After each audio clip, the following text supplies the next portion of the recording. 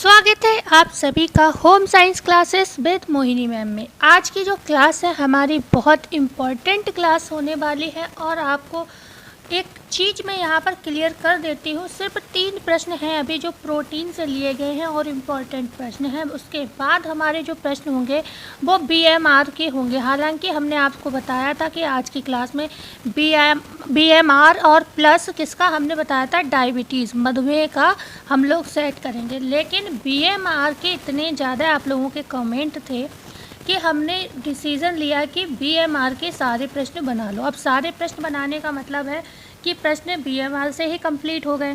तो डायबिटीज़ हम next class में करेंगे। लेकिन आपको एक चीज़ मैं बता दूं, बीएमआर को मतलब बीएमआर के जो प्रश्न होते हैं हम उसको आपको एक ऐसी ट्रिक बताएंगे कि आपका कोई प्रश्न गलत नहीं हो सकता।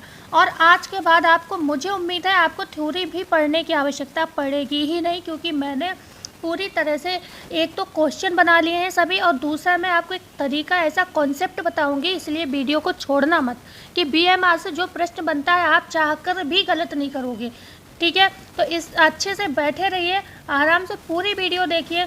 ये नहीं किया करो भाई कि 5 मिनट आए और चले गए, ठीक है। इतनी अच्छी बड़ी बड़ी वीडियोस हम आपके लिए बना रहे हैं कि आप लोग पढ़ो, लेकिन आप लोगों को ये लग रहा है मजाक, ठीक है। हम मानते हैं हताशा है, निराशा है, लंबे समय से कोई भर्ती देखने को नहीं मिल रही है हमारी खासतौर से यूपी में। और हाँ, तो उस निराशा को छोड़ के मतलब मेरा कहने का है कि भाई जिस दिन एग्ज़ाम एकदम से आ गया तो क्या करोगे। हालांकि 2018 वैकेंसी एलटी ग्रेड में आपको देखने को मिल रही है। अब आप यहीं से अंदाज़ा लगा लो कि कितने लोग अप्लाई करेंगे और उस कंपटीशन में आप कैसे सेट होगे, तैयारी नहीं करोगे अगर तो भाई पढ़ते रहो, पता चले निराशा में जो कुछ हम मिलने को वो भी ना मिले, ठीक है। और बात करूँगी किसकी, बीपीएससी की। अभी मैं बीच में बोलने जा रही थी, ठीक है, बीपीएससी के विषय में। तो बीपीएससी के लिए जैसे आज कमेंट आया था आदित्य यादव का, तो बेटा एक चीज़ बताओ, बस इतना कर सकते हैं, उसमें 5 ऑप्शन, एक ही ऑप्शन और डाल देती हूँ, यही तो बस अंतर रह जाएगा, ठीक है। बकाया तो होम साइंस है और सारे टॉपिक वही हैं। तो बीपीएससी हो, चाहे आपका उत्तराखंड हो, चाहे यूपी हो, सब जगह यही प्रश्न बनेंगे भाई। सब्जेक्ट सिलेबस लगभग सेम ही है, ठीक है। तो इतना मैं कर दूंगी ज़्यादा में ज़्यादा कल की इसमें 5 ऑप्शन ऐड कर दूँ, आपकी बीपीएससी का हो जाएगा, ठीक है। नहीं तो बीपीएससी को आप ये भी पढ़ सकते हो, ऐसा कुछ नहीं है कि बीपीएससी के लिए अलग से मैराथन आएगी, ठीक है। लेकिन हाँ, मैं कोशिश करूँगी आपके, ऐसा करूँगी बीपीएससी का जो पेपर पैटर्न है जहाँ से प्रश्न ज़्यादा बनाए गए हैं वहाँ से हम ऐसा ही करेंगे कि 5 ऑप्शन डाल दें और उस टॉपिक के भी प्रश्न आपके इसमें इंक्लूड कर लिए जाएँ, ठीक है। बकाया तो हम सभी टॉपिक इंक्लूड करने की कोशिश कर रहे हैं। आज हम बीएमआर की बात करेंगे। चलो क्लास को कंटिन्यू करते हैं। और भाई एक बात कहूँगी, वीडियो को हम मेहनत कर रहे हैं तो आप भी लोग प्लीज़ चैनल को शेयर और सब्सक्राइब जरूर करिएगा। भाई आप लोग इतनी मेहनत पे भी मुझे बिल्कुल सपोर्ट, अपना प्यार नहीं दे रहे हो, ठीक है। तो भाई हमें गुस्सा ना करो आप लोग, हम भी भाई इंसान हैं, ठीक है। तो क्वेश्चन 1 है, निम्नलिखित में वह एमिनो एसिड जिसकी आवश्यकता मनुष्य जीवन में सदैव नहीं रहती कौन सा है। ए है हिस्टाडीन, बी है आर्जिनिन, सी है ए व बी दोनों, और डी है केवल बी। तो एक ऐसे एमिनो एसिड को बताना है जो पूरे जीवन किसी व्यक्ति को आवश्यकता नहीं रहती है, ठीक है। ये जो दोनों आपको दिख रहे हैं, अगर आपसे पूछा जाए किस तरीके के एमिनो एसिड हैं तो ये आवश्यक प्रकार के एमिनो एसिड है। आवश्यक एमिनो एसिड वो होते हैं जिनको हमारा जिनको हमारा शरीर नहीं बना पाता है, हमें बाहर से अपने आहार के माध्यम से इनको लेना पड़ता है, तो उन्हें हम आवश्यक कहते हैं। तो हिस्टाडीन और आर्जिनिन ये दोनों ही आवश्यक प्रोटीन के उदाहरण हैं और आवश्यक में ये दोनों ही आंसर सही होंगे, ठीक है। हिस्टाडीन, आर्जिनिन में से दोनों ही ऑप्शन सही होंगे। क्यों सही होंगे? जो हिस्टाडीन होता है, अगर हम बात करते हैं हिस्टाडीन की, तो हिस्टाडीन किसके लिए, नवजात शिशुओं के लिए आवश्यक होता है, ठीक है। नवजात शिशुओं में जो होता है ग्रोथ वगैरह उसके लिए आवश्यक होता है। यहीं पर हम बात करेंगे, यहाँ पर इसकी कहानी ख़त्म हो जाती है नवजात शिशु के बाद। आर्जिनिन की अगर हम बात करें तो ये किशोरों की वृद्धि और विकास के लिए आवश्यक होता है।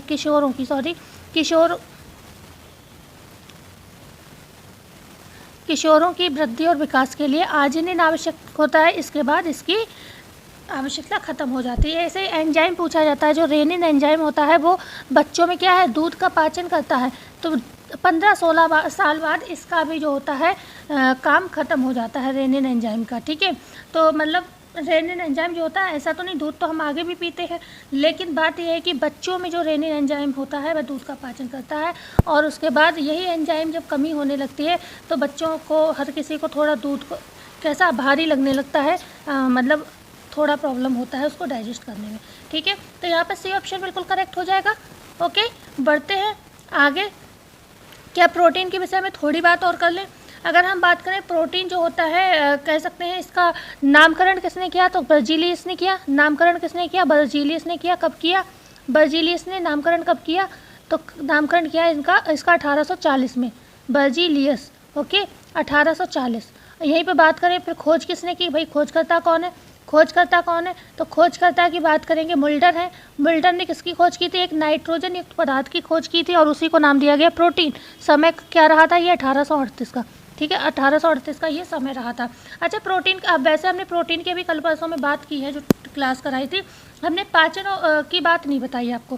प्रोटीन का पाचन, क्योंकि ये प्रश्न बनते हैं इसलिए मैं इसको लेके आई हूँ। प्रोटीन के पाचन की बात करें तो पाचन हमेशा याद रखना कहाँ होता है, छोटी आंत के 3 भाग होते हैं। कौन कौन सा होता है, एक होता है ड्यूडेनम, एक होता है ड्यूडेनम, ये भी याद रख लेना। 3 भाग होते हैं किसके, छोटी आंत के, ड्यूडेनम। दूसरा होता है जेजुनम, जेजुनम। ओके, और थर्ड कौन सा होता है, इलियम होता है, इलियम होता है। ठीक है, इलियम होता है। अब ये इसके किस किस पार्ट में होता है प्रोटीन का पाचन, एक तो ड्यूडेनम में होता है, इसमें होता है, और दूसरा इलियम में होता है। पहला ड्यूडेनम में होता है, दूसरा इलियम में होता है, और तीसरा पाचन होता है स्टमक, आमाशय में। ठीक है, आमाशय में पाचन होता है। तो ये 3 पार्ट है जहाँ प्रोटीन का पाचन होता है, और जेजुनम में प्रोटीन का पाचन नहीं होता है। ठीक है, छोटी आंत के कितने भाग में प्रोटीन का पाचन होता है, 2 में होता है, ड्यूडेनम और इलियम में, और एक तीसरा कहाँ पाचन होता है, आमाशय में। जो हमारा कार्बोहाइड्रेट होता है, कार्बोज होता है, उसका पाचन हमारे मुंह से ही स्टार्ट हो जाता है, जो हमारी लार में एंजाइम होता है टाइलिन, उसके माध्यम से। ठीक है, इतना क्लियर हुआ। एक छोटी सी ट्रिक लेके आई हूँ, जल्दी से नोट करना और फिर हम आगे बढ़ते हैं। जो प्रोटीन होता है, ठीक है, प्रोटीन के जो आवश्यक एमिनो एसिड है, हम उनकी ट्रिक आपको एक बता रहे, ट्रिक को नोट करिए। और इससे भी ज़्यादा अच्छी ट्रिक किसकी है, जो हमने बनाई है, मैंने ही बनाई है दोनों ट्रिक। अनावश्यक जो एमिनो एसिड है उनको याद करने की जो ट्रिक है वो और ज़्यादा इंटरेस्टिंग है, लेकिन उस ट्रिक को हम नेक्स्ट वीडियो में करेंगे, क्योंकि यहाँ पर अभी हम पढ़ रहे हैं आवश्यक एमिनो एसिड, तो हम इसकी ट्रिक बताएंगे, बहुत जल्दी बताएंगे, फिर आगे बढ़ जाएंगे। जैसे बात करेंगे किसकी, मैंने ट्रिक बताई आपको, क्या है, ऐसे समझने के लिए, टिप टिम। देखो, कोई व्यक्ति ये कह रहा है टिप टिम अब ओले, अब है ओले, अब है ओले। ठीक है, जैसे बारिश होती है तो हम कहते हैं टिप टिप हो रही है, तो ये सोच लो कोई व्यक्ति कह रहा है टिप टिम अब है ओले, मतलब अब बारिश हो गई, अब क्या होगा, अब ओले पड़ेंगे। ठीक है, अब है ओले। बस ट्रिक समझने के लिए इतना याद कर लो, क्या है, टिप टिम अब है ओले, टिप टिम अब है ओले, टिप टिम अब है ओले, इतना याद कर लिया। ठीक है, अब टी से टिप को क्या लिख लो, टी लिख लो। टी से क्या, हिंदी में भी लिख सकते हो, इंग्लिश में, लेकिन अगर आप टिप को टी लिखोगे तो आपको ज़्यादा इजी हो जाएगा। तो यहाँ पर क्या हो जाएगा, ट्रिप्टोफैन, क्या हो जाएगा, ट्रिप्टोफैन। ओके, बात करेंगे किसकी, पी की। टिप के बाद, टी के बाद पी आएगा ना, तो टिप, इसको कहेंगे क्या, फिनाइल लेनिन। ठीक है, फिनाइल लेनिन। ओके, ठीक है, टिप, अब फिर से टी आ गया, फिर टी से हो जाएगा थ्रियोनिन, थ्रियोनिन, थ्रियोनिन। वो भी बहुत आवश्यक, मतलब बहुत इंटरेस्टिंग ट्रिक है, जो मैं आपको बताऊंगी किसी और वीडियो में। ठीक है, तो चैनल से जुड़े रहिए। टिप हो गया, टिप, दूसरा भी टी हो गया। अब बात करेंगे एम का। ठीक है, टिप टिम, टिम एम आ रहा है ना, तो एम से हो जाएगा क्या, मिथियोनिन। क्या हो जाएगा, मिथियोनिन। याद हो गया, इतना याद करो जल्दी से, बहुत जल्दी याद करो, क्योंकि भाई एग्जाम आया तो आपको सिलेक्शन लेना है ना, तो याद करना पड़ेगा, जल्दी से करो याद। टी से ट्रिप्टोफैन, पी से फिनाइल एलेन, दूसरे टी से थ्रियोनिन, और एम क्या हो जाएगा, मिथियोनिन। अब मैं इसको थोड़ा डिलीट कर रही हूँ, आप जानते हो स्क्रीन पे दिक्कत होती है, फ़ोन की स्क्रीन पे काम हो रहा है भाई, सब थोड़ी दिक्कत होती है।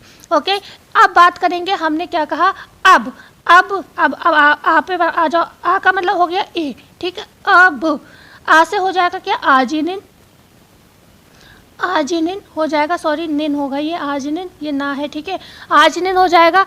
अब बा है तो बा का हो जाएगा बी। ठीक है, अब क्या हो जाएगा, बेलिन हो जाएगा, बेलिन हो जाएगा। ओके, है का क्या हो जाएगा, हिस्टाडीन हो जाएगा, जो अभी यहाँ पर लिखा हुआ है हिस्टाडीन हो गया। उसके बाद क्या हो जाएगा, अब है ओले, ओले है ना, तो ठीक है ओले। ठीक है, अब ओ है तो ओ को क्या कहेंगे हम, ओ से देखो थोड़ा सा साउंड ले लो, यहाँ पर थोड़ा सा ओ को आइसोलेशन कर दो, मतलब ओ से आपको याद आ जाएगा, एक इसको ऐसे याद कर लो, ओसो ओ से क्या हो जाएगा आइसो, आइसो, आइसोल्यूसिन, आइसो, ओ आ रहा है, आइसो, थोड़ा सा समझो, कुछ चीज़ों को थोड़ा सा मतलब समझ लिया करो। एल से क्या हो जाएगा ल्यूसिन और लाइसिन, ठीक है, ओ ले, ठीक है, एल आ गया तो ल्यूसिन और क्या हो जाएगा लाइसिन। मेरे कहने का मतलब ये है कि अगर आप इस ट्रिक को 2-3 बार पढ़ लेते हो, देखो जो छोटी मोटी चीज़ है उसको छोड़ के अगर आप सही से समझोगे, अगर आप इस ट्रिक को सच में मन से पढ़ोगे, 2 बार पढ़ोगे, 3 बार पढ़ोगे, तो आप समझ जाओगे अच्छा क्या चीज़ है। ओके, तो अब मैं इतना ही इस क्वेश्चन पर बात करूँगी। बहुत बड़ा क्वेश्चन, एक ही बहुत टाइम ले लिया। क्वेश्चन है 2, अंडे के पीले भाग में प्रोटीन पाई जाती है। ए है एल्बुमिन, बी है ओवलब्यूमिन, सी है ओवेग्लोबुलिन और डी है उपर्युक्त सभी। तो जो अंडे का पीला भाग होता है उसमें एल्बुमिन भी पाई जाती है, ओवलब्यूमिन भी पाई जाती है, ओवेग्लोबुलिन भी पाई जाती है, तो डी हो जाएगा। ये तीनों ही यहाँ पर बिल्कुल सही होंगे। उसके बाद अगर हम बात करें एक और प्रोटीन की, ग्लूटेनिन या फिर ग्लाइडिन, ठीक है, ग्लाइडिन, ओके, ग्लाइडिन, तो ये प्रोटीन किसकी होती है, ये दोनों क्या है, गेहूं की प्रोटीन है। उसके बाद आपसे पूछी जाए किसकी, लैक्टो एल्बुमिन किसकी है, तो दूध की है, लैक्टोज शर्करा होती है ना, तो लैक्टो एल्बुमिन, एल्बुमिन किसकी है, ये दूध की प्रोटीन है, किसकी है, मिल्क की, ओके, दूध की है। ऐसे जो मांसपेशियों में पाई जाती है उस प्रोटीन को क्या कहते हैं, ग्लोबुलिन कहते हैं। जो मांसपेशियों में प्रोटीन पाई जाती है उसे क्या कहते हैं, मांसपेशियों में जो होती है उसे क्या कहते हैं, मांसपेशियों की प्रोटीन को कहते हैं ग्लोबुलिन, ठीक है, ग्लोबुलिन, ओके, ग्लोब्यूलिन। उसके बाद अगर बात करें हमारे रक्त में कौन सी पाई जाती है, तो आपको पता है ग्लोबिन प्रोटीन पाई जाती है। तो ये चीज़ें भी आपको याद रखनी होंगी। क्वेश्चन नंबर 3 है, यह प्रोटीन पानी में घुलनशील व गर्म करने पर थक्के के रूप में जम जाती है। एल्बुमिन है, ग्लोबुलिन है, एरोचिन है, डी है उपर्युक्त सभी। अब आप जानते हो अभी हमने बात की थी एल्बुमिन, किसकी प्रोटीन बताई थी, अंडे की प्रोटीन थी बताई थी। अभी प्रश्न था क्वेश्चन 2 जिसमें पूछा गया था अंडे के पीले भाग में कौन सी प्रोटीन पाई जाती है, तो हमने बताया था एल्बुमिन, ये देख लीजिए, एल्बुमिन, ओवलब्यूमिन और ओवेग्लोबुलिन। तो ये तीनों प्रोटीन है किसकी, अंडे के। और आप जानते हो अंडा क्या होता है, बॉईल करो तो जम जाता है, ठीक है, तो आंसर होगा ए, ओके, क्योंकि ग्लोबिन प्रोटीन किसकी है, ग्लोबिन तो अभी हमने आपको बताई रक्त की प्रोटीन है, ठीक है, रक्त की प्रोटीन। और रक्त में होता है हेपेरिन जिसकी वजह से कभी भी रक्त जमता नहीं है, ठीक है। लेकिन जब हमारे चोट फेट लगती है तब कौन हो जाता है एक्टिव, विटामिन के एक्टिव हो जाता है और रक्त जमना जरूरी हो जाता है, नहीं तो मृत्यु हो सकती है व्यक्ति की ज़्यादा रक्त बहने से। एरेचिन की बात करें तो एरेचिन पाई जाती है मूंगफली में, ठीक है, तो ये भी प्रोटीन कोई जमने वाली प्रोटीन नहीं होती है, तो ए ऑप्शन आपका बिल्कुल करेक्ट हो जाएगा। अब बात करते हैं 4 की। अब आ जाते हैं हम किस पे, बीएमआर पर, ठीक है। बीएमआर की अब हम बात करेंगे, प्रश्न को ध्यान से देखिएगा। बीएमआर की हम बात करने जा रहे हैं। देखो बीएमआर के विषय में अब मैं जो भी बोलूँ ध्यान से सुनना। हमेशा एक चीज़ याद रखो, बीएमआर का जब भी प्रश्न हो, और ऐसे ही प्रश्न इससे बनते हैं, कहीं पर अगर बात वृद्धि की ऐसा लगे कि हाँ इस तत्व में वृद्धि ज़्यादा होती है, ठीक है, तो क्या होगा, बीएमआर ज़्यादा होगा, ठीक है, बीएमआर कैसा होगा, ज़्यादा होगा, हमेशा ज़्यादा होगा। जहाँ पर वृद्धि ज़्यादा हो वहाँ पर बीएमआर ज़्यादा होगी। जहाँ पर आपको लगे टूट फूट ज़्यादा हो रही है, शरीर में टूट फूट ज़्यादा हो रही, तो समझ जाओ यहाँ पर चयापचय मेटाबॉलिज्म ज़्यादा होगा, तो भी क्या है, बीएमआर बढ़ेगा, ठीक है। जहाँ पर व्यक्ति स्वस्थ है, हष्ट पुष्ट है, ठीक है, हेल्दी है, कोई भी चीज़ ज़्यादा हो रही, मान लो कोई बीमारी ज़्यादा हो रही है, जैसे कि आपको हम बात करें जो हमारी थायराइड हार्मोन, थायराइड ग्रंथि होती है उससे थायरोक्सिन हार्मोन निकलता है, तो अगर थायरोक्सिन हार्मोन बढ़ेगा, ठीक है, हार्मोन की कोई वृद्धि किसी भी वजह से ज़्यादा हुई तो क्या होगा, हार्मोन बढ़ेगा तो बीएमआर बढ़ेगा।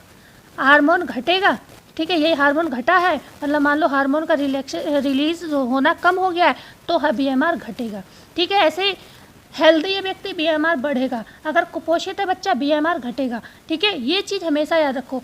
वृद्धि का, जैसे मान लो गर्भावस्था है, गर्भावस्था में बच्चे का विकास होता है, बीएमआर बढ़ेगा। दात्री अवस्था में भी टूट फूट शरीर में ज़्यादा होती है क्योंकि माता खुद भी अपनी लिए न्यूट्रिशन लेती है और प्लस बच्चे के लिए भी न्यूट्रिशन लेती है, बच्चा फीड कर रहा होता है, बीएमआर बढ़ेगा, ठीक है।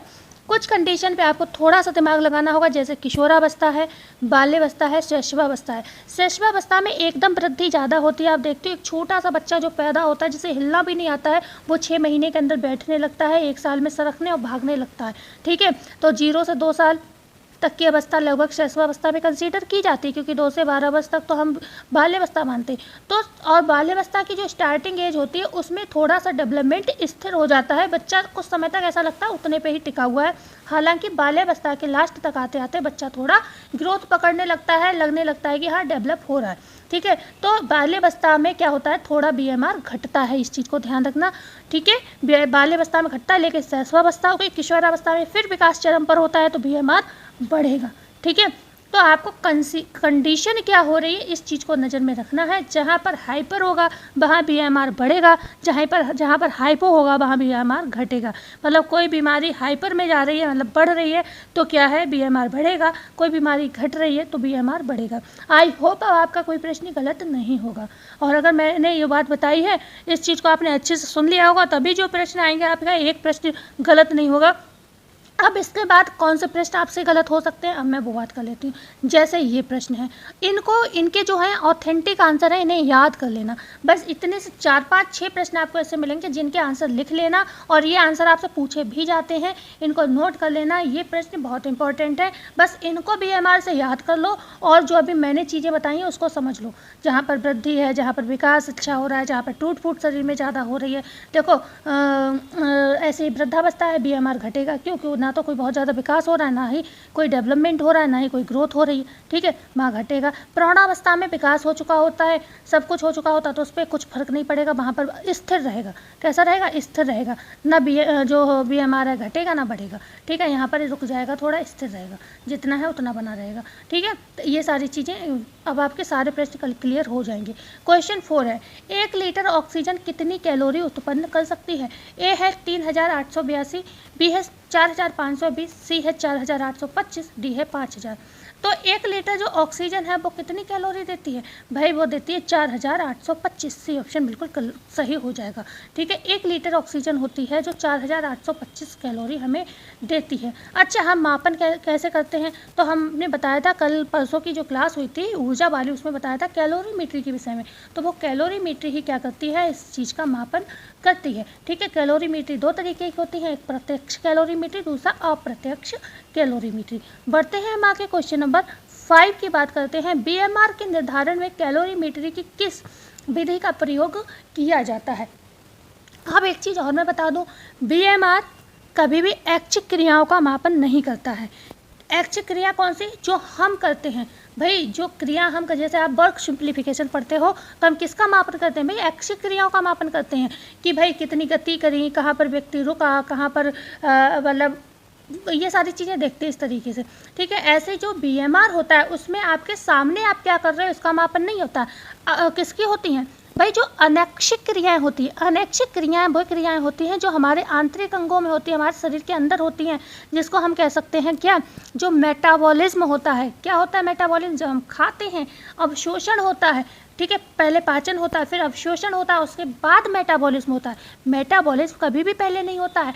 जब हम फूड को खाते हैं तब जाकर वो क्या होता है, पचता है, डाइजेस्ट होता है, फिर वो हमारे शरीर द्वारा अवशोषित होता है, तब बारी आती है मेटाबॉलिज्म की।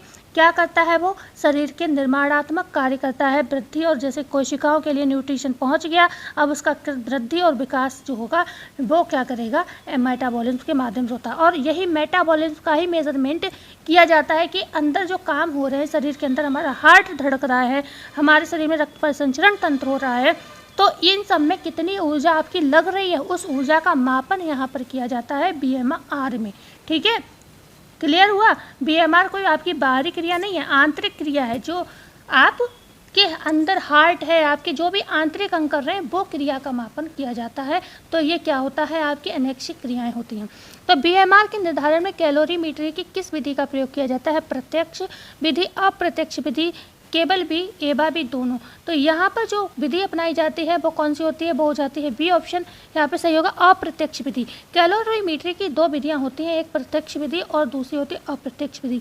जो प्रत्यक्ष कैलोरीमीट्री होती है, अगर हम इसकी बात करें तो इसमें क्या होता है, कैलोरीमीट्री में शरीर द्वारा सिर्फ क्या किया जाता है, शरीर द्वारा उत्पन्न ऊष्मा, शरीर द्वारा उत्पन्न ऊष्मा है या ऊर्जा है, ठीक है, उत्पन्न ऊष्मा, ठीक है, चाहे आप उसको कहो ऊर्जा, का क्या कह सकते हैं, मापन किया जाता है, ऊर्जा का मापन किया जाता है। मतलब इतना वर्क हो रहा है, यहाँ पे सिर्फ मापन हो रहा है कि आपके शरीर ने कितनी ऊष्मा या ऊर्जा को उत्पन्न किया। जैसे हमने खाना खाया, उस पर प्रोसेस हुआ, उसके बाद जो हमें शक्ति मिलती है, वो ऊर्जा मिलती है जिससे हम काम करते हैं, क्षमता आती है काम करने की, वो हमें कितनी मिली उसका मापन कहाँ होता है, प्रत्यक्ष कैलोरीमीट्री में होता है।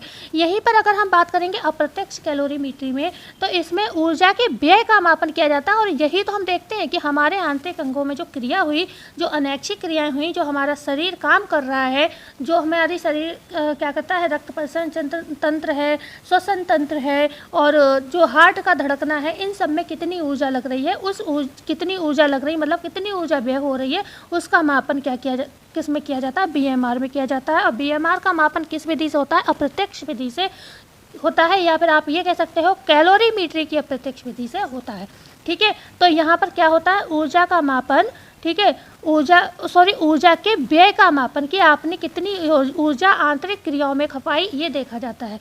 ठीक है, तो ऊर्जा के व्यय का मापन किया जाता है। यहाँ पर आपकी प्रत्यक्ष विधि में हमने क्या बताया था, ऊर्जा और ऊष्मा का मापन किया जाता है, सिर्फ कि आपने खाना खाया, जो एनर्जी मिली, तो उससे कितनी ऊर्जा उत्पन्न हुई ये देखा जाता है। लेकिन यहाँ पर आपने उत्पन्न जो ऊर्जा की थी प्रत्यक्ष विधि में, उसको कितना यूज़ किया आपके शरीर में, उसको देखा जाता है, कितना व्यय किया इसको देखा जाता है। और प्लस इसमें और क्या किया जाता है अप्रत्यक्ष विधि में, ठीक है, एक निश्चित समय होता है, एक निश्चित समय में ऑक्सीजन की मात्रा को ज्ञात किया जाता है। ठीक है, एक निश्चित समय में क्या हो, तो सबसे इम्पोर्टेंट चीज़ क्या है, निश्चित समय में।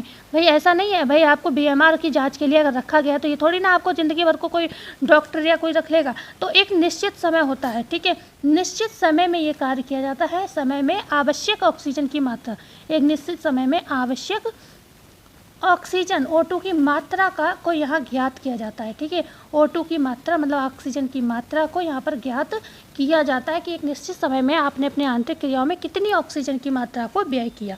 ठीक है, बढ़ते हैं आगे। क्वेश्चन नंबर 6 है, बीएमआर मापन में कार्य करते समय ऊर्जा का मापन करने वाला यंत्र क्या है। ठीक है, यंत्र बताना है, ऊर्जा का मापन करने वाला मैं हटा दूँ यहाँ पर।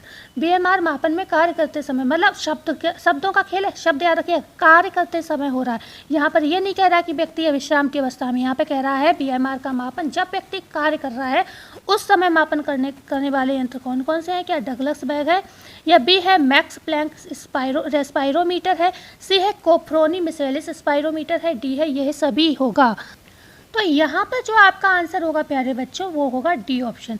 ये जो जब आप कार्य करते समय आप बीएमआर का मापन करते हो उस समय हम Douglas bag, Max Planck spirometer और कोफ्रोनी मिसेलिस स्पायरोमीटर का प्रयोग करते हैं। ये तीन उपकरण यहाँ पर यंत्रों का प्रयोग यहाँ पर किया जाता है। अब ये तीनों ही, अब हमने आपको फिर एक बात बता देते हैं, क्योंकि हम किस विधि से, जो इनडायरेक्ट मेथड होते हैं कैलोरीमीट्री के, इनडायरेक्ट मेथड होते हैं, हम उनसे ही मतलब मापन करते हैं बीएमआर का। तो ये तीनों अगर पूछे जाएं कि कौन से वाले हैं तो आप कहोगे अप्रत्यक्ष विधि है। ठीक है, ये तीनों ही अप्रत्यक्ष जो है यंत्र हैं, अप्रत्यक्ष विधि के यंत्र हैं। ठीक है, इनडायरेक्ट मेथड के ये तीनों ही यंत्र हैं। ठीक है, ये डायरेक्ट के नहीं है, ये इनडायरेक्ट के यंत्र हैं और बीएमआर का मापन तब करते हैं जब कोई व्यक्ति क्रिया कर रहा हो।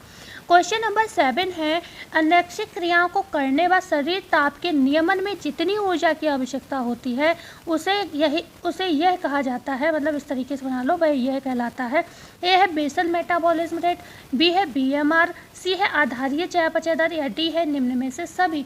तो हम बिल्कुल यहाँ पर क्या कहेंगे, ये सभी आंसर सही होगा। भाई आधारीय चयापचय कह लो आप, या बीएमआर कह लो, या बेसल मेटाबॉलिज्म रेट कह लो, ये तीनों नाम सेम ही चीज़ के हैं, पर कभी कभी हमें इंग्लिश में पता होता है, हिंदी में नहीं पता होता है, कभी कभी हमें शॉर्ट फॉर्म में नहीं पता होता है, तो हमने आपको समझाने के लिए तीनों यहाँ पर डाल दिए हैं।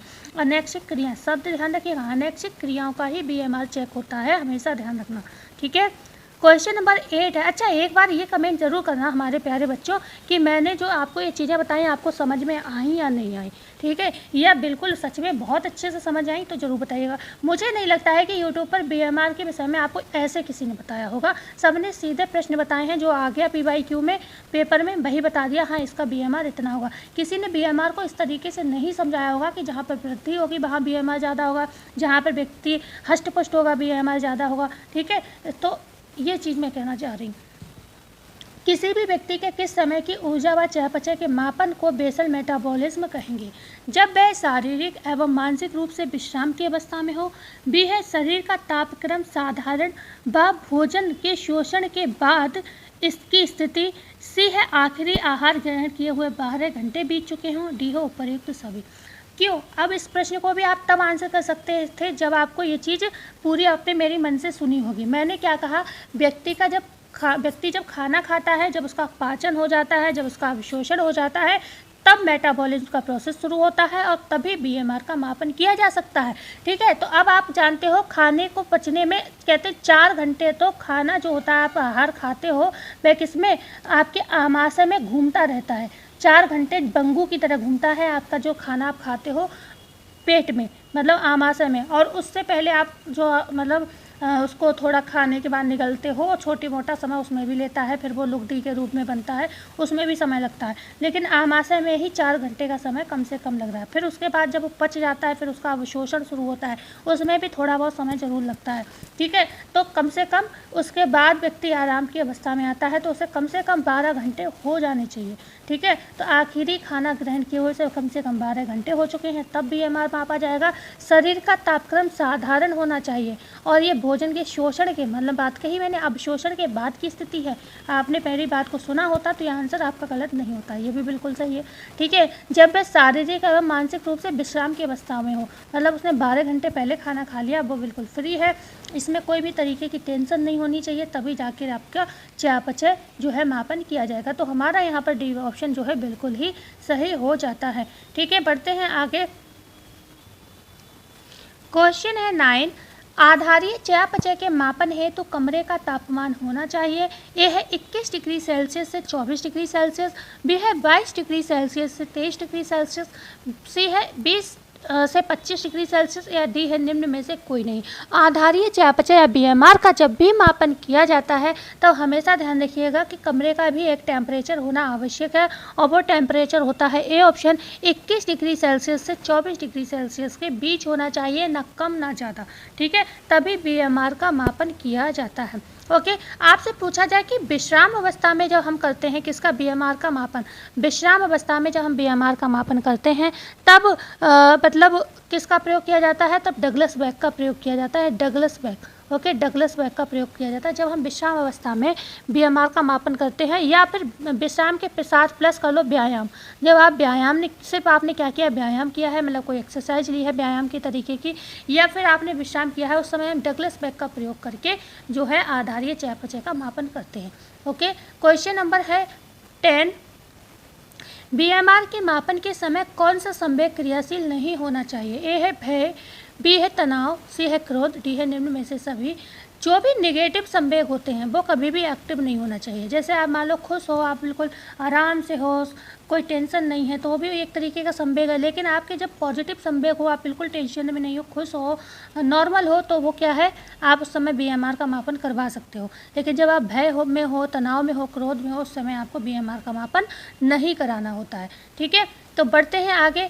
देखो, मैंने कहा इसमें हर चीज़ नेगेटिव लेके चलना, जो चीज़ नेगेटिव है उसमें बीएमआर का कोई काम नहीं होगा। ठीक है, ना बीएमआर बढ़ेगा, ना बीएमआर का मापन होगा। हर चीज़ को नेगेटिव और पॉजिटिव की नज़रिए से देख लोगे, क्वेश्चन गलत नहीं होगा। क्वेश्चन नंबर 11 है, प्रत्यक्ष विधि का वह कौन सा उपकरण है जिसकी वजह से बीएमआर का मापन अप्रत्यक्ष विधि के द्वारा ही किया जाता है। मैंने बताया कैलोरीमीट्री 2 तरीके की होती है, एक प्रत्यक्ष होती है, दूसरी अप्रत्यक्ष। लेकिन एक ऐसा रीज़न है जिसकी वजह से क्या है, बीएमआर का मापन प्रत्यक्ष विधि से किया ही नहीं जाता। किससे किया जाता है, अप्रत्यक्ष विधि से किया जाता है। तो क्या वो स्याही से भरा पेन है, या बी है ग्राफ पेपर व स्याही है, सी है नोज क्लिप व माउथ पीस है, या डी है टी-शॉट है। तो जब भी हम मापन करते हैं तो अप्रत्यक्ष कैलोरीमीट्री से करते हैं, और वो इसलिए करते हैं टी-शॉट। जो टी-शॉट होता है ये काफ़ी कैसा होता है, व्ययसाध्य होता है। व्ययसाध्य होने के साथ क्या है, बहुत स्लो है ये। ठीक है, स्लो भी है, मतलब टाइम भी काफ़ी लेता है, और साथ ही साथ महंगा भी बहुत पड़ता है। तो फिर हम अप्रत्यक्ष विधि से मापन कर लेते हैं, इससे ईजी भी है करना, और ज़्यादा ये महंगा भी नहीं पड़ता है। बकाया जो है जब हम जो हमारा स्पायरोमीटर होता है, स्पायरोमीटर से जो हमारे क्या होता है बीएमआर का मापन चल रहा होता है, उस समय एक यंत्र और काम करता है काइमोग्राफ। काइमोग्राफ जो होता है वो क्या करता है, उसमें क्या होता है स्याही से भरा एक पेन होता है और ग्राफ पेपर होता है। उस पर क्या है जो भी आपका बीएमआर होता है स्याही से भरे पेन के माध्यम से ग्राफ पेपर पर लिख जाता है, अंकित हो जाता है। ठीक है। नोज क्लिप और माउथ पीस वह तत्व होता है जो व्यक्ति का जब बीएमआर का मापन किया जाता है तो उसके माउथ में और नोज में लगाया जाता है, वो वाली क्लिप होती है। नोज ऑक्सीजन के लिए नोज क्लिप लगाई जाती है और माउथ पीस से क्या होता है उस समय हम ऑक्सीजन नोज से नहीं लेते बीएमआर के मापन में, हम किससे मुंह से ऑक्सीजन लेते हैं, तो उसका प्रयोग यहाँ पर किया जाता है। ठीक है। तो टी शॉट कैसा होता है, काफ़ी महंगा और श्रम मतलब व्यय साध्य, महंगा होता है तो मतलब व्यय साध्य, बकाया श्रम साध्य क्योंकि सब समय ज़्यादा लेता है। क्वेश्चन है 12, अप्रत्यक्ष बीएमआर मापन में किसके द्वारा आविष्कारित उपकरण का प्रयोग किया जाता है। ए है बेनेडिक्ट रॉथ, बी है डगलस बैग, सी है बॉम्ब कैलोरीमीट्री और डी है अटवाटर कैलोरीमीट्री। तो यहाँ पर हमने बताया अप्रत्यक्ष बीएमआर के मापन में हम किसका प्रयोग करते हैं, हम बेनेडिक्ट रॉथ का प्रयोग करते हैं। डगलस बैग का हम प्रयोग कब करते हैं, डगलस बैग का हम प्रयोग करते हैं जब व्यक्ति विश्राम की अवस्था में होता है। ठीक है, विश्राम की अवस्था में हो या प्लस व्यायाम की अवस्था में हो। ठीक है, व्यायाम और विश्राम की अवस्था में हम किसका प्रयोग करते हैं, डगलस बैग का प्रयोग करते हैं।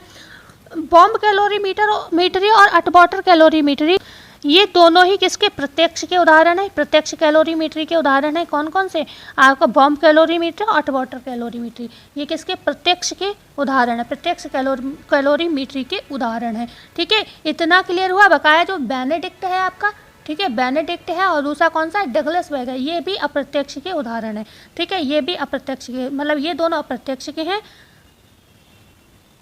एक सेकेंड, ये दोनों किसके हैं, अप्रत्यक्ष के हैं और ये दोनों जो हैं सी और डी ये प्रत्यक्ष के हैं। ठीक है, ये चीज़ें भी आपको क्लियर होनी चाहिए और ख़ासतौर से नेट जैसे प्रश्न क्वेश्चन में, नेट एग्जाम में थोड़े डिफिकल्ट लेवल के प्रश्न होते हैं तो वहाँ ये प्रश्न बहुत पूछे जाते हैं। क्वेश्चन नंबर 13 है, बेनेडिक्ट उपकरण के कितने भाग होते हैं, 2, 3, 4 या 5। तो जो बेनेडिक्ट उपकरण होता है उसमें कितने, 2 भाग होते हैं, 2 भाग होते हैं। और ये कौन सी विधि है, अभी हमने बताया अप्रत्यक्ष विधि है। ठीक है, अप्रत्यक्ष विधि है क्योंकि ये चीज़ आपके क्लियर होनी चाहिए इसलिए मैं बता के चल रही हूँ। अप्रत्यक्ष विधि है बीएमआर मापन की और बीएमआर अप्रत्यक्ष विधि से ही मापा जाता है, ये भी आपको पता है। तो इसमें 2 यंत्र कौन कौन से होते हैं, एक होता है स्पायरोमीटर जिसकी हम बात अभी कर चुके थे कुछ देर पहले, स्पायरोमीटर। दूसरा होता है आपको काइमोग्राफ। दूसरा क्या होता है, काइमोग्राफ। काइमोग्राफ का हमने बता दिया आपको क्या करता है, ये अंकन का कार्य करता है जो भी बीएमआर है उसका। ठीक है, इसमें एक ग्राफ पेपर लगा होता है, एक पेन की तरह एक मतलब स्याही भरा हुआ एक पेन लगा हुआ होता है इस तरीके से। ठीक है, जो स्पायरोमीटर होता है ये करता क्या है, अब वो ये वही स्पायरोमीटर है जो आपसे एग्जाम में पूछा जाता है, ध्यान रखिएगा, ये अलग नहीं है, वही है जिसको एग्जाम में पूछा जाता है। क्या है ये, फेफड़ों से बाहर जो निकलने वाली हवा मतलब CO2 जो है फेफड़ों से बाहर निकलने वाली हवा की मात्रा और उसके द्वारा फेफड़ों द्वारा कौन सी वापस ली गई ऑक्सीजन O2 की मात्रा को मापता है। यही है जो वो स्पायरोमीटर। ठीक है, जो आप कहते हैं ना श्वसन के मापन का यंत्र कौन सा है, तो वो है स्पायरोमीटर, ये वही है, कोई और वाला नहीं है। तो फेफड़ों हमारे में पूरी साइंस चलती है अच्छे से, भले ही होम साइंस के नाम से लोग कहते हैं खाना बनाना है। ठीक है, तो ये वही स्पायरोमीटर है, बस समझने के लिए। आपको प्रश्न वहाँ से नहीं पूछा जाता ईजी वाली साइंस से, आपसे जो स्पायरोमीटर वाला प्रश्न पूछा जाता है वो ऊर्जा के लेसन से, यहाँ से बीएमआर से पूछा जाता है। और जो बीएमआर में जो हम ऊर्जा पढ़ते हैं ना, ऊर्जा में ही आपका बीएमआर पढ़ा जाता है। बीएमआर कोई अलग से नहीं है, ऊर्जा में का ही पार्ट है बीएमआर। ठीक है, तो स्पायरोमीटर क्या करता है, फेफड़ों से जो निकाली गई कार्बन डाइऑक्साइड मतलब CO2 है और जो फेफड़ों में ली गई मतलब ऑक्सीजन O2 है उसका मापन करता है, उसे ही हम स्पायरोमीटर कहते हैं। और यही क्या है, हमें ऊर्जा को बताता है कि भाई जब आपने CO2 को रिलीज़ कर दिया और ऑक्सीजन को अंदर ले लिया तो आपको कितनी ऊर्जा मिली। ठीक है, और प्लस आपने जो खाना खाया है उसकी, ठीक है, उससे जो एनर्जी मिली तो वो जाकर कितना हमारी आंतरिक क्रियाओं में यूज़ हो रही है उसका मापन हमारा किसमें, बीएमआर में होता है। बकाया सिर्फ स्पायरोमीटर से इतना देखा जाता है कि फेफड़ों में कितनी CO2 निकाली गई फेफड़ों द्वारा और ऑक्सीजन कितनी ली गई, इसका मापन स्पायरोमीटर से किया जाता है। बढ़ते हैं आगे, क्वेश्चन नंबर 14, BMI के लिए सूत्र बताना है। थोड़ा सा हम किसी वीडियो में, आज तो हम नहीं करेंगे क्योंकि यही क्लास बहुत लंबी होने वाली है, अभी मात्र 14 क्वेश्चन हुए हैं और आधा घंटा हो चुका है, लेकिन आगे इतना टाइम नहीं लगेगा। अभी हमने समझाया था चीज़ों को, इसलिए देर लग गई। BMI के लिए जो सूत्र है वो आपको बताना है और हम BMI की बात आगे करेंगे। Kilogram square oblique metre square, B है kilogram oblique metre square, C है किलोग्राम स्क्वायर ऑब्लिक मीटर, या फिर डी है किलोग्राम ऑब्लिक मीटर। इनमें से कौन सा BMI का सूत्र है ये बताना है आपको। तो BMR का जो आपसे अगर फुल फॉर्म पूछी जाए तो आपको इतना पता होना चाहिए, BMR को हम कहते हैं बॉडी मास इंडेक्स, ठीक है, बॉडी मास इंडेक्स, ठीक है, इतना आपको मैं बता देती हूँ। इंडेक्स, ओके, इंडेक्स होता है और इसका जो सूत्र होता है वो होता है क्या, kilogram oblique metre square. B option सही होगा, किलोग्राम ऑब्लिक मीटर स्क्वायर इसका क्या है, सूत्र होता है, ठीक है। अच्छा, आपसे एक चीज़ और बता दूं, BMR तो मैंने बता दिया, अब RMR की बात करें। RMR क्या होता है, तो RMR को हम कहते हैं रेस्टिंग मेटाबॉलिक रेट, ठीक है, रेस्टिंग मेटाबॉलिक रेट कहते हैं किसको, RMR का। मतलब जब रेस्टिंग टाइम में आपका BMR मापा जाता है उसको हम कहते हैं RMR, जिसको हम किसके, डगलस बैग के द्वारा मापते हैं, ठीक है। क्वेश्चन नंबर 15 है, स्पाइरोमीटर विधि में सिलेंडर में कितनी ऑक्सीजन भरी जाती है। ए है 4 लीटर, 5 लीटर, 6 लीटर या 7 लीटर। तो जब हमारे स्पाइरोमीटर का प्रयोग किया जाता है तो उसमें डबल सिलेंडर होता है, एक सिलेंडर पानी भरा हुआ होता है और उसी के अंदर एक दूसरा सिलेंडर रखा जाता है जिसमें क्या होता है, ऑक्सीजन भरी होती है और वो लगभग होती है 6 लीटर, ठीक है, 6 लीटर ऑक्सीजन होती है। तो यहाँ पर भी हम जानते हैं कितनी ऑक्सीजन हमने ली, उसको तो हम क्या करते हैं, क्योंकि जब हम BMR का मापन करते हैं तो एक बंद कमरे में करते हैं और जिसका एक निश्चित टेम्परेचर होता है, ठीक है। मतलब कितना बताया था मैंने टेम्परेचर कमरे का, 21 डिग्री सेल्सियस से कितना बताया था, 24 डिग्री सेल्सियस, ठीक है, 24 डिग्री सेल्सियस तक तापक्रम होता है और ये एक बंद रूम होता है, ठीक है। तो उसमें आप जानते हो आपका क्या होगा, जब आप ऑक्सीजन लोगे, ठीक है, तो वो तो आपकी मिल जाएगी, जो सिलेंडर लगा है जो भी है उसमें चला जाएगा, लेकिन उसके बाद जो कार्बन डाइऑक्साइड है, क्योंकि वो बंद रूम है, वो कहाँ जाएगी। तो कार्बन डाइऑक्साइड के लिए क्या होता है, तो इसमें जो सोडा लाइम होता है वो क्या करता है, कार्बन डाइऑक्साइड को अपने में अवशोषित कर लेता है। तो सोडा लाइम या फिर सल्फ्यूरिक एसिड भी कुछ मात्रा में, ये दोनों मिलकर क्या करते हैं, कार्बन डाइऑक्साइड को अवशोषित कर लेते हैं। मतलब उसके अंदर इतनी क्षमता होती है कि वो कार्बन डाइऑक्साइड को अपने अंदर अवशोषित कर सके, तो इसलिए समस्या कोई नहीं होती है। क्वेश्चन नंबर 16 है, BMR जाँच विधि में व्यक्ति द्वारा कितना ऑक्सीजन उपयोग में लाया गया, इसका अंकन किस यंत्र पर होता है। ए है स्पाइरोमीटर, बी है सिस्मोग्राफ, सी है काइमोग्राफ, डी है निम्न में से सभी। तो हमने अभी तो बताया था काइमोग्राफ पे, काइमोग्राफ का काम ही यही है, जो दो पार्ट हैं किसके, अभी हमने आपको बताया काइमोग्राफ और स्पाइरोमीटर बेनेडिक्ट उपकरण के 2 पार्ट हैं, जिसमें स्पाइरोमीटर तो आपको पता है मतलब ऑक्सीजन और कार्बन डाइऑक्साइड का कितना निष्कासन या अवशोषण हुआ उसका मेजरमेंट करता है, और काइमोग्राफ उस चीज़ का अंकन करता है, लिखता है कि हाँ इतना हुआ भाई। जैसे डॉक्टर नहीं आपकी जांच करता है तो फिर क्या है, एक रिपोर्ट बना के देता है इस तरीके से कि हाँ कितना है आपका, जो भी चीज़ आपने जाँच कराई हो, चाहे डायबिटीज़ कराई हो या जो भी, तो इस तरीके से काम करता है। क्वेश्चन नंबर 17 है, 1 लीटर ऑक्सीजन उपयोग में लेने पर कितने कैलोरी ऊर्जा उत्पन्न होगी। ए ऑप्शन है 3.8 किलो कैलोरी। देखो हमेशा ये याद रखना कि किलो कैलोरी की बात हो रही है, सिर्फ कैलोरी की, यहाँ पर किलो कैलोरी की बात हो रही है। आगे एक प्रश्न आएगा कैलोरी की, मैं एक एक पॉइंट आपको बताती चल रही हूँ जिससे आपका प्रश्न गलत ना हो जाए। तो 1 लीटर ऑक्सीजन उपयोग में लेने पर कितने कैलोरी ऊर्जा उत्पन्न होगी, 3.8 किलो कैलोरी, बी है 4 किलो कैलोरी, सी है 4.8 किलो कैलोरी, डी है 5.8 किलो कैलोरी। तो जब हम क्या करते हैं, 1 लीटर ऑक्सीजन का उपयोग करते हैं, ठीक है, उस समय जो हमारे लिए किलो कैलोरी प्राप्त होती है तो वो ऑप्शन हो जाएगा आपका कौन सा, सी वाला, 4.8 किलो कैलोरी, ठीक है, 4.8 किलो कैलोरी। ओके, कितनी ऊर्जा उत्पन्न होगी 1 लीटर ऑक्सीजन के लेने से, कितनी किलो कैलोरी ऊर्जा उत्पन्न होगी, वो होगी 4.8 कैलोरी। बढ़ते हैं आगे, क्वेश्चन नंबर 8 है, ऐसे एक प्रश्न और बन सकता है, पूछा जाता है कि जब आप आराम की अवस्था में होते हो, आराम की अवस्था, हम जब आराम करते हैं उस अवस्था में श्वसन गुणांक क्या होता है। आराम की अवस्था में श्वसन गुणांक मतलब आप जो श्वसन नॉर्मल लेते हो, जब हम काम करते हैं तो थके हुए होते हैं तो जल्दी जल्दी सांस लेते हैं, लेकिन जब हम आराम की अवस्था में होते हैं तब हमारा श्वसन गुणांक क्या होता है, ये पूछा जाए तो आप आंसर करोगे 82 माना जाता है। कब, कितना, 82। ओके, साइंटिस्ट ने इसको 82 बताया कि जब आप आराम की अवस्था में होते हो तब आपका श्वसन गुणांक 82 माना जाता है। ठीक है, बढ़ते हैं अब क्वेश्चन पे 18। आधारीय चयापचय में किस क्रिया द्वारा उत्पन्न ऊर्जा का मापन किया जाता है? ऐच्छिक क्रियाओं का, बी है अनैच्छिक क्रियाओं का, सी है केवल बी, डी है एवा बी दोनों। तो भाई अनैच्छिक क्रियाओं का मापन आधारीय चयापचय दर में किया जाता है, वो होगा आंसर सी। क्यों? क्योंकि केवल बी है तो बी ऑप्शन सही होगा। तो मतलब यहाँ पर सी सही होगा क्योंकि सी में भी दिया हुआ है। ओके, बढ़ते हैं क्वेश्चन नंबर 19। एक व्यक्ति जिसका वजन 60 किलोग्राम है उसकी चयापचय दर कितनी होगी ये बताना है आपको। ऑप्शन देख लीजिए, 1200 किलो कैलोरी, बी है 1250 किलो कैलोरी, सी है 1267 किलो कैलोरी और डी है 1270 किलो कैलोरी। ठीक है, 1267 और 1270। तो यहाँ पर जो हमारा राइट आंसर होगा वो होगा आपका option number C, 1267 kilo calorie जो होती है उत्पन्न होगी कब? जब 60 किलोग्राम का व्यक्ति होगा, क्योंकि पर किलो पर, ठीक है, 1 kg पर क्या होता है, 1 घंटे में कार्य करने पर, 1 घंटे में कार्य करने पर क्या होता है, 1 किलो कैलोरी ऊर्जा उत्पन्न होती है। ठीक है, 1 घंटे में 1 घंटे काम करने पर 1 किलोग्राम का मान लो कोई व्यक्ति है और वो 1 घंटा काम करता है तो कितनी 1 कैलोरी ऊर्जा उत्पन्न होती है, 1 कैलोरी। अब मान लो यहीं पर 60 किलोग्राम का है तो 60 घंटे काम करेगा तो कितनी 60 कैलोरी ऊर्जा यहाँ पर बनेगी जाके। तो उसका मतलब एक ये प्रोसेस होता है, सूत्र होता है इसका, ठीक है, करने का। वो भी आगे प्रश्न है उसमें हम सॉल्व कर लेंगे, यहाँ पर क्यों समय लगाएं जब प्रश्न दिया हुआ है। तो क्वेश्चन नंबर 20 है, यदि कोई व्यक्ति सुषुप्ता अवस्था में है तो उसके BMR में कितने प्रतिशत की वृद्धि हो जाएगी?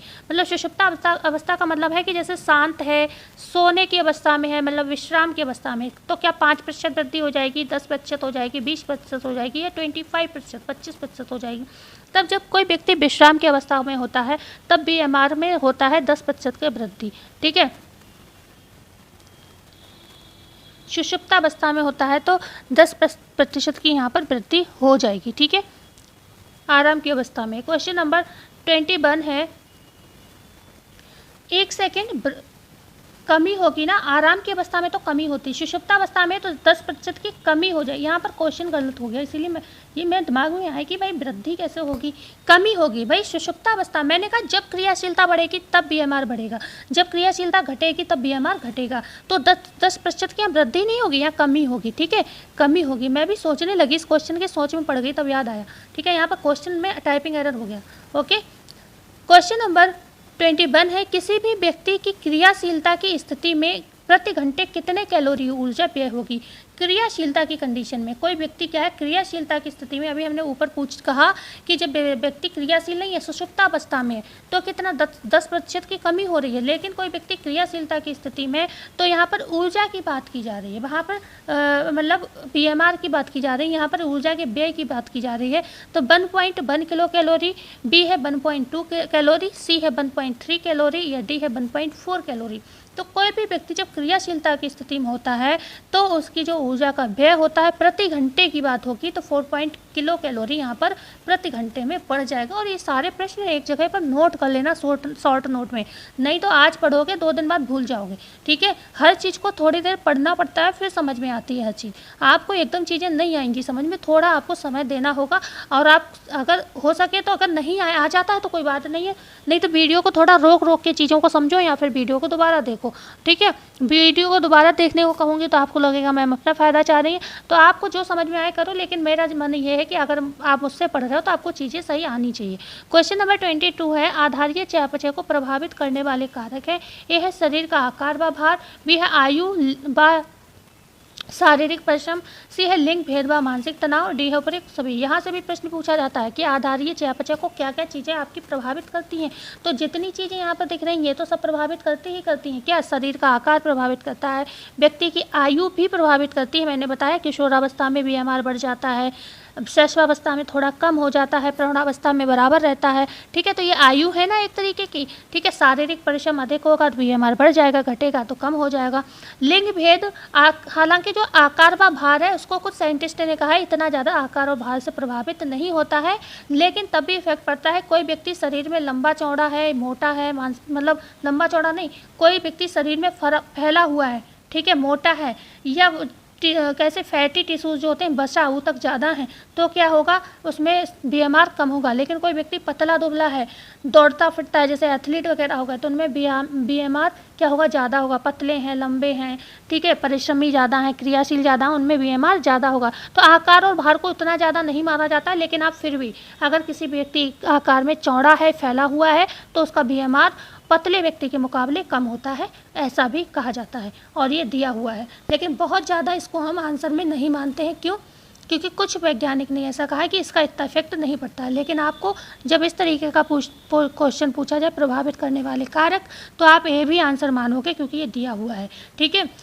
लिंग भेद व मानसिक तनाव। लिंग भेद मतलब महिलाओं में मांसपेशीय टिश्यू जो होते हैं, मतलब जो फैटी टिश्यूज होते हैं, वसा वाले ऊतक होते हैं, जो वसा ऊतक होते हैं, वो कहते हैं महिलाओं में पुरुषों के मुकाबले थोड़े ज़्यादा होते हैं। इस वजह से BMR क्या होता है, महिलाओं का कम होता है। और पुरुष में वसा ऊतक कम होते हैं, जो क्रियाशील ऊतक होते हैं पुरुषों में माना गया ज़्यादा होते हैं। ठीक है, क्रियाशील ऊतक कहते हैं पुरुषों में ज़्यादा होते हैं, तो उनका BMR महिलाओं के मुकाबले ज़्यादा होता है। इसलिए लिंग भेद भी यहाँ पर माना जाता है। मानसिक तनाव, मैंने कहा कोई व्यक्ति निगेटिव टेंशन में है, तनाव है, मतलब क्रोध है, गुस्सा है, तब BMR क्या होता है, वहाँ पर घट जाता है। तो ये सारी चीज़ें क्या होती हैं, आपके BMR को प्रभावित करती हैं। तो डी ऑप्शन यहाँ पर बिल्कुल सही हो जाएगा। लेकिन उसके बाद भी अंतस्रावी ग्रंथियाँ हैं, नोट कर लेना, ये भी पूछा, ये सब आपको पता होना चाहिए भाई। हर चीज़ को हम क्वेश्चन में नहीं डाल सकते। अंतस्रावी जो ग्रंथियाँ हैं उनमें अगर क्या है, हार्मोन बहुत रिलीज़ हो रहा है कोई, तो BMR क्या हो जाएगा, आपका हाइपर हो गया, मतलब बढ़ गया, बहुत बढ़ जाएगा, क्योंकि क्या हुआ, आपका हार्मोन बहुत ज़्यादा बह रहा है। और हार्मोन कम होगा निकलना तो BMR घट जाएगा। ठीक है। तो अंतस्रावी ग्रंथियाँ, आपकी जलवायु दिया, ऑप्शन में नहीं दिया, जलवायु, वातावरण कैसा है। ठीक है। सर्दी के मौसम में क्या होता है, जो शरीर का ताप होता है नियंत्रित करना होता है। मतलब सर्दी के मौसम में क्या होता है, आप जानते हो हमें ऊर्जा की आवश्यकता होती है, तो हम ऐच्छिक कार्य भी ज़्यादा करते हैं। जब ऐच्छिक कार्य ज़्यादा करोगे तो आंतरिक कार्य अपने आप ज़्यादा होगा। ठीक है। ज़्यादा जल्दी जल्दी काम करोगे तो आंतरिक कार्य ज़्यादा होगा, तो क्या होगा, उसमें क्या है, BMR आपका बढ़ जाएगा। ठीक है। और गर्मी के मौसम में अप डाउन होता है, जिस तरीके का मौसम होगा कभी बढ़ेगा भी कभी घटेगा। मतलब BMR गर्मी के मौसम में थोड़ा इफेक्ट करता है। ज़्यादा एकदम जो ताप की वृद्धि होती है, मान लो एकदम ताप बढ़ गया 10 डिग्री सेल्सियस से, कहीं की जलवायु का जो टेम्परेचर है मान लो 20 तक रहता है, लेकिन उसमें एकदम से 10% की वृद्धि हो गई, तो क्या है, BMR आपका एकदम घट जाएगा, 5% कम हो जाएगा। लेकिन वहीं पर क्या होगा, अगर तापमान सामान्य है तो फिर क्या है, आपका 3% तक BMR बढ़ जाएगा। ऐसा होता है। ठीक है। जब तापमान बढ़ेगा तो 10% तक क्या होगा, BMR घट जाएगा। और जब तापमान क्या होगा, घटेगा, तो 3% तक क्या होगा, आपका BMR घट जाएगा। तो गर्मी के मौसम में इस तरीके की चीज़ें रहती हैं। कभी गर्मी ज़्यादा होती है तो बढ़ता है, कम होता है तो घटता है, ऐसी चीज़ें चलती रहती हैं। ठीक है। बढ़ते हैं क्वेश्चन नंबर 22, आधारीय चयापचय। अच्छा, ये हो गया। क्वेश्चन नंबर 23, मोटे व्यक्ति का BMR दुबले पतले व्यक्तियों की अपेक्षा होता है कम, अधिक, बराबर या निम्न में से सभी। तो जो मोटे व्यक्ति होते हैं उनका जो BMR होता है दुबले पतले व्यक्तियों की अपेक्षा क्या होता है, क्वेश्चन क्या है, मोटे व्यक्ति का BMR पूछा जा रहा है। अच्छा, तो कम होगा। ठीक है। मोटे व्यक्ति का पूछा जा रहा है, कम होगा। जो मोटा व्यक्ति होता है उसमें कहते हैं फैटी टिश्यूज ज़्यादा होते हैं, तो BMR कम होगा। उसकी क्रियाशीलता भी मोटे व्यक्ति की कम होती है। लेकिन जो दुबले पतले व्यक्ति होते हैं उनकी क्रियाशीलता अधिक होती है, तो उनका BMR अधिक होगा। यहाँ पर मोटे व्यक्ति का BMR पूछा जा रहा है, कंपेरिजन किया जा रहा है दुबले पतले व्यक्ति से, तो मोटे व्यक्ति का BMR हमेशा कम होगा, पतले का अधिक होगा। क्वेश्चन नंबर 24 है, आधारीय चयापचय दर को बढ़ाने वाले कारक हैं। ए है मांसपेशीय मात्रा में वृद्धि व स्वस्थ शारीरिक अवस्था, बी है पुरुष होना व तरुणावस्था, सी है हाइपरथायरॉयडिज्म, या डी है प्लस धूम्रपान, या डी है ये सभी। जब भी बात होगी आधारीय चयापचय दर की, तो हमने क्या कहा, पॉजिटिव हो जाओ। पॉजिटिव कैसे हो जाओ, जैसे मतलब कहाँ पर आपको चीज़ें ऐसी लग रही हैं, एक्टिविटी ज़्यादा है, ओके, तो जैसे मांसपेशीय मात्रा में वृद्धि हो रही, कहीं ना कहीं हमारी मांसपेशियां बढ़ रही हैं, स्वस्थ शारीरिक अवस्था है, मतलब हम हेल्दी हैं, तो क्या है, BMR बढ़ जाएगा। पुरुष होना, अभी हमने बताया, पुरुष में मांसपेशीय ऊतक ज़्यादा होते हैं, क्रियाशील ऊतक। ठीक है। तरुणावस्था मतलब किशोरावस्था के आसपास की अवस्था, तो ये क्या है, BMR बढ़ेगा। हाइपरथायरॉयडिज्म, हाइपर मतलब आपका हाइपरथायरॉयडिज्म, जो थायराइड होता है, थायराइड ग्रंथि होती है, उससे क्या है, थायरॉक्सिन हार्मोन निकलता है, जो क्या है ज़्यादा हो गया, हाइपर हो गया, मतलब ज़्यादा अब निकल रहा है, तो क्या है, BMR बढ़ जाएगा। धूम्रपान में तो BMR वैसे ही बढ़ेगा, तो डी ऑप्शन यहाँ पर बिल्कुल सही हो जाएगा। ठीक है। बिल्कुल यहाँ पर सही हो जाएगा। इसके अलावा भी कंडीशन होती हैं बहुत ज़्यादा, ऐसा नहीं यहीं पर ख़त्म हो जाता है ये। यहाँ पर आपकी क्या है, अगर पूछा जाए गर्भावस्था है BMR बढ़ेगा, गर्भावस्था है BMR बढ़ेगा, ठीक है। शैशवावस्था है BMR बढ़ेगा, ठीक है, शैशवावस्था है BMR बढ़ेगा। इसके अलावा भी कोई वातावरणीय ताप, हमने कहा क्या कहा, अत्यधिक है, ठीक है, एकदम से अत्यधिक हो गया, एकदम से बढ़ गया, तो क्या हो गया यहाँ पर, मतलब वातावरण का जो ताप है वो आपको कभी स्थिर हो रहा है, कभी गिर रहा है, कभी बढ़ रहा है, उस कंडीशन में भी जो है आपका चयापचय बढ़ जाता है, BMR बढ़ जाता है, ठीक है। जहाँ पर नॉर्मल रहता है वहाँ पर नहीं, लेकिन जहाँ पर वातावरण कभी एकदम बहुत हाई गर्मी हो गई, कभी एकदम लो हो गई, तो वहाँ पर क्या है BMR बढ़ जाएगा। धूम्रपान में भी BMR बढ़ता है, लिखा ही हुआ है वैसे तो, अच्छा धूम्रपान तो लिखा ही हुआ है, ठीक है, उसमें भी BMR बढ़ता है, ठीक है। तो इतनी सारी चीज़ें आपको याद रहेंगी। बढ़ते हैं आगे, क्वेश्चन नंबर 25। आधारीय चयापचय को कम करने वाले कारक कौन से हैं? ये है वसा की वृद्धि व अस्वस्थ शारीरिक अवस्था, वही निगेटिव चीज़ें होंगी यहाँ पर क्योंकि कम करने वाली बात हो रही है। स्त्री होना व वृद्धावस्था, ठीक है। हाइपो कर लो यहाँ पर, हाइपोथायरॉयडिज्म व कुपोषण, डी है निम्न में से सभी। तो मैंने कहा हाइपर है तो बढ़ेगा, हाइपो है तो घटेगा, ठीक है। तो आधारीय चयापचय को जो कम करने वाले कारक हैं वो वसा की वृद्धि व अस्वस्थ शारीरिक अवस्था भी होगा। स्त्री होना, स्त्री में भी हमने बताया फैटी टिश्यूज ज़्यादा होते हैं, प्लस वृद्धावस्था में भी BMR घट जाएगा। हाइपोथायरॉयडिज्म में मतलब और कुपोषण में भी BMR घटेगा, सभी सही होगा। उसके साथ साथ अगर बचता है क्या, सारी चीज़ों की वृद्धावस्था दिया, हाँ सभी चीज़ें, इन सभी में BMR क्या है आपका घटेगा। बढ़ते हैं आगे, क्वेश्चन नंबर 26। स्त्रियों की अपेक्षा पुरुषों का BMR कितना प्रतिशत तक अधिक होता है? किसकी अपेक्षा? स्त्रियों की अपेक्षा बात हो रही है यहाँ पर। 5 से 6%, 6 से 7%, 6 से 10% या 6 से 12%। तो स्त्रियों की अपेक्षा जो पुरुषों का BMR कितना प्रतिशत अधिक होता है ये पूछा जाए तो 6 से 10%। भाई स्त्रियों का जो BMR होता है उससे 6 से 10% तक पुरुषों का BMR अधिक होता है, क्योंकि पुरुषों में क्रियाशील मांसपेशियों की मात्रा अधिक होती है और महिलाओं में बशीय ऊतकों की मात्रा अधिक होती है। इसके साथ साथ और भी कंडीशन होती हैं, जैसे हम लोगों में क्या होता है, जो महिलाओं में क्या होता है, एक समय बाद मासिक धर्म बंद हो जाता है, जो रजोनिवृत्ति होती है एक समय बाद बंद, मतलब रजोनिवृत्ति का मतलब ही होता है मासिक धर्म का बंद होना। तो क्या होता है उस समय यौन हार्मोन क्या होता है, रिलीज होना बंद हो जाता है या कम हो जाता है, ठीक है, रिलीज होना कम ही हो जाता है। तो यहाँ पर क्या है, ये भी रीजन होता है। जो रजोनिवृत्ति का समय होता है, मीनोपॉज का समय होता है, उस समय यौन हार्मोन उसका स्रावण बहुत कम हो जाता है, महिलाओं में BMR पुरुषों के मुकाबले कम हो जाता है। ऐसे शरीर के क्षेत्रफल की बात करें तो महिलाओं के शरीर का क्षेत्रफल जो होता है पुरुषों की अपेक्षा कम होता है, तो ये भी रीजन है, क्षेत्रफल कम होने की वजह से भी महिलाओं का BMR कम हो जाता है। तो ये रीजन है। अगर आपसे पूछा जाए रीजन में कि इनमें से मतलब होता है ना, कई बार डी ऑप्शन दे दिया जाता है, ऊपर एक तो सभी और छांटने होते हैं, तो ये ध्यान रखना है आपको किस किस वजह से BMR जो होता है महिलाओं का कम होता है। एक तो फैटी टिश्यूज ज़्यादा होते हैं, दूसरा रजोनिवृत्ति के बाद हार्मोन का रिलीज होना कम हो जाता है, तीसरा क्षेत्रफल पुरुषों के मुकाबले कम होता है, ठीक है। बढ़ते हैं क्वेश्चन नंबर 27। पुरुषों में हमेशा हार्मोन का सिक्रेशन होता है शायद। Question number 27। जब थायरॉक्सिन हार्मोन का अत्यधिक श्रावण होता है तब BMR की गति में वृद्धि हो जाती है 10 से 20%, 20 से 30%, 40 से 50% या 90 से 100%। यहाँ पर क्या हो रहा है, जब थायरॉक्सिन हार्मोन की बात हो रही है, थायरॉक्सिन हार्मोन की बात हो रही है, तब कितना BMR की गति में वृद्धि होगी, तो हो जाएगा डी ऑप्शन 90 से 100%, ठीक है, 90 से 100%। जब थायरॉक्सिन हार्मोन का अत्यधिक श्रावण होता है तब BMR की गति में वृद्धि, मतलब सबसे ज़्यादा इफेक्ट यहीं पर हो रहा है, 90 से 100% तक BMR बढ़ रहा है, ओके। मतलब ये ज़्यादा मतलब डिफ़िकल्ट चीज़ है, इसमें BMR एकदम बढ़ता है, काफ़ी तेज़ सांसें चलेंगी वगैरह वगैरह। क्वेश्चन नंबर 28 है, ज्वर की स्थिति में BMR की वृद्धि होती है 20 से 25%, बी है 30 से 40%, सी है 35 से 40% या डी है 50 से 60%। किसकी बात हो रही है, ज्वर की कंडीशन में बात हो रही है। तो ज्वर में जब BMR बढ़ता है तो होता है ये 35 से 40%, सी ऑप्शन सही हो जाएगा, ठीक है। BMR कब ज्वर की स्थिति में BMR की वृद्धि होती है 35 से 40%। कैसे, जब हमारे शरीर में क्या होता है, बुखार होता है, ठीक है, ताप होता है, बुखार, तो आप जानते हो 1 फ़ारेनहाइट पर 1 फ़ारेनहाइट पर क्या होता है, कितना 7% ऊर्जा का व्यय बढ़ जाता है, 7% ऊर्जा का व्यय बढ़ जाता है। ये प्रश्न कितनी बार पूछा गया है, वो यहीं से पूछा गया है, ठीक है।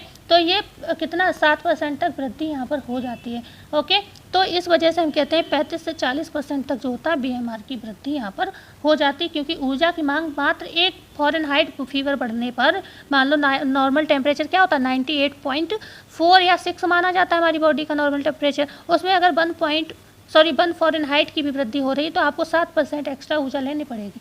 और यहीं पे मान लो 106 तक बुखार पहुंच गया, 104 मतलब 4 या 5 6 तक पहुंच गया, तो इतना मतलब BMR आपका बढ़ना लाजमी है। क्वेश्चन नंबर 29 है, क्योंकि बुखार ये थोड़ी ना कि हाँ 1 डिग्री बढ़ेगा कि 98 से 99 हो गया, ऐसा तो है नहीं। बुखार 104 भी जाता है, कभी कभी 5-6 भी चला जाता है, बहुत ज़्यादा हो तो। क्वेश्चन नंबर 29 है, निम्नलिखित में से वह हार्मोन जिसकी अधिक श्रावण से BMR बढ़ जाता है।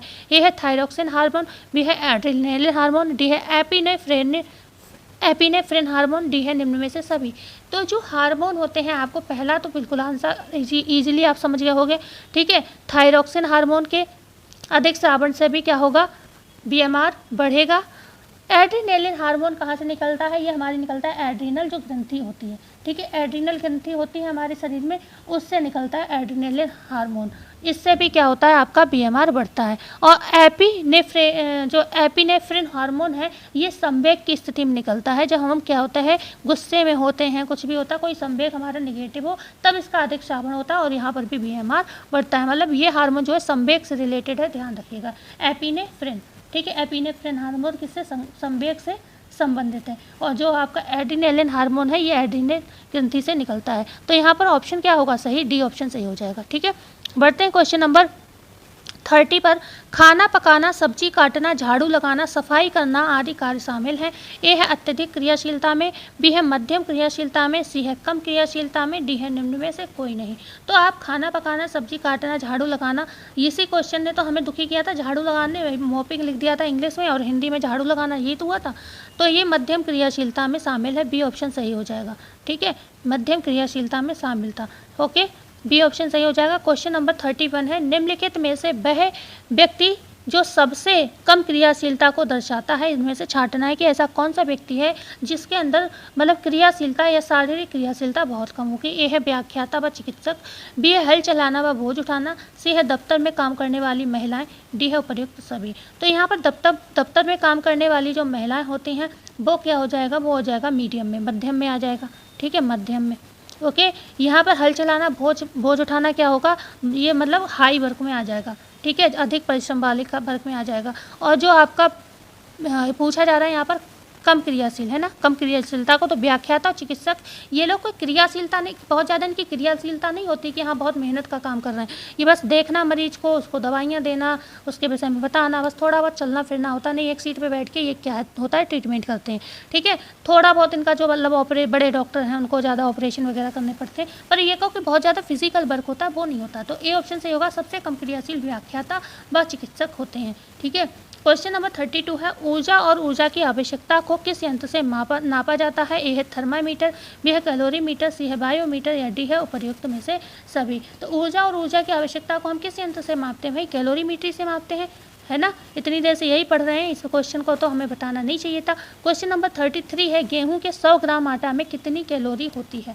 आपने गेहूँ खाया, उसके 100 ग्राम आटा है, उसमें कैलोरी आपको बतानी है कि कितनी मिलेगी। तो यहाँ पर 200 कैलोरी, 320 कैलोरी, 250 कैलोरी या फिर 348 कैलोरी। तो आंसर होगा बी ऑप्शन, 320 कैलोरी प्राप्त होती है 100 ग्राम गेहूं के आटे को खाने से। क्वेश्चन नंबर 34 है, जिन भोज्य पदार्थों में पानी की मात्रा अधिक होती है उसका कैलोरी मूल्य कैसा होगा। अधिक होगा, कम होगा, सामान्य होगा, बढ़ा हुआ होगा। यहाँ पर थोड़ा सा दिमाग लगाना था आपको। जैसे जल है, जल का कैलोरी मूल्य क्या होता है, 0 होता है। बस ये हमारे शरीर में क्या है, पाचन का काम करता है, अवशोषण का काम करता है। हमारे शरीर को मतलब कहीं ना कहीं जल की आवश्यकता होती है, क्योंकि हमारे शरीर का जल जो होता है 70% भाग बनाती है, ठीक है। इसलिए जल जो होता है हमारे शरीर के हर ऊतक, कोशिका, सब जगह जल पाया जाता है। शरीर कोमल होते हैं, उनमें सब में पानी होता है, ठीक है। तो जल जो होता है 75% हमारे शरीर में होता है। तो इसी में ये पूछा जा रहा है कि कैलोरी मूल्य क्या होगा भाई, जहाँ पर जल ज़्यादा होगा वहाँ कैलोरी मूल्य कम होगा, तो भी ऑप्शन सही हो जाएगा, ठीक है। किसी भी भोज्य पदार्थ में जल ज़्यादा है तो इसका मतलब उसका कैलोरी मूल्य कम है, ओके, इसीलिए आप जानते हो लोग सैलेड वगैरह ज़्यादा खाते हैं कि ज़्यादा कैलोरी ना जाए शरीर में और मोटापा ना बढ़े।